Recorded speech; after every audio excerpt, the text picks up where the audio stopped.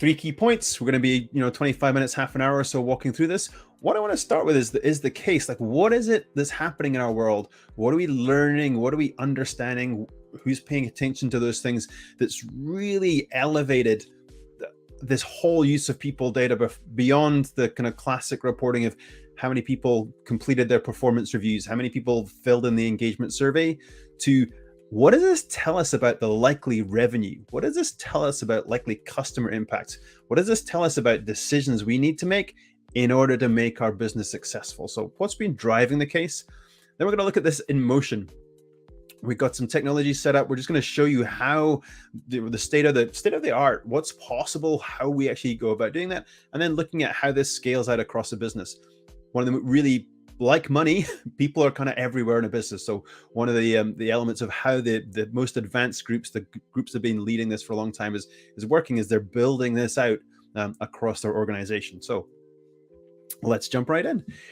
Here we go. So this is hot off the presses, just published in November. It was super exciting for me to see, but it's that link between the people data and the business data.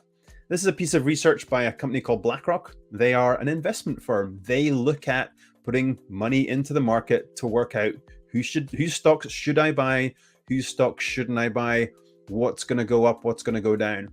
And what they did is a really long look. This is a 2012 to 2021. So that's a number of years in there, 9 roughly. And they're looking at resignation rates. So what's the rate at which people are leaving your business? And they're putting that against return on assets. And so the vertical bar is return on assets, like how much money are we making off the money we have? And then they grouped it by organizations with high turnover and organizations with low turnover.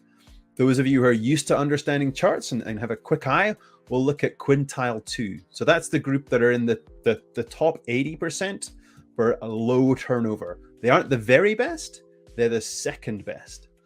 And that's the group where a standout, like their results are above trend in terms of return on assets.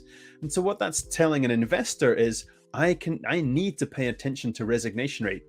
It determines how much money is coming back to a business. It has a direct impact on that. And I also need to know that too little is actually not helpful. Again, lots of people will look at our resignation rates like, oh, let's make it as small as possible. And what this research highlights is that's not actually the case. What we need is a certain amount of throughput. Many people look at an organization like it's an engine. It's not an engine. It's an ecosystem. All the different parts interact with each other. Sometimes they have unintended consequences of how they sort of grow and work together. And so this is saying too little transition in your ecosystem actually has an effect on your returns. Too much clearly has an effect on your returns. Then, two things that are key for me with this one, which is like why this is the age of people intelligence. This isn't a research group. This isn't a research consulting business or an HR consulting business putting this out. This is BlackRock, an investment business that have put time and energy into making this. And then, a lot of us have understood this intuitively for a while. And you would, depending on who you are, if you're like me, you've argued with CFOs for many decades about exactly this. But now what we're seeing is the proof. And now what we're seeing is people putting that proof there. The next one is, again, released this year and in the Harvard Business Review. And this means for me that people data is on the CEO agenda. Again, what this group looked at is revenue per employee and trying to understand what drives the difference. So guess what? People who are in the top quarter they classified it experience. What they mean by experience is the people who've been with the business a long time. Again, intuitively, this stuff makes sense. I've been with the business. I know what I'm selling. I understand how to sell it. I sell more of it. Many people wouldn't, debate that line of argument.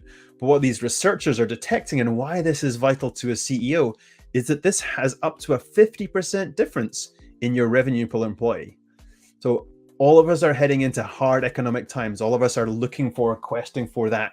How do we make the best use of what we have? How do we make the business successful? Well, here is one key driver. Hold on to the people who understand your business well. It's not just about anybody in any seat.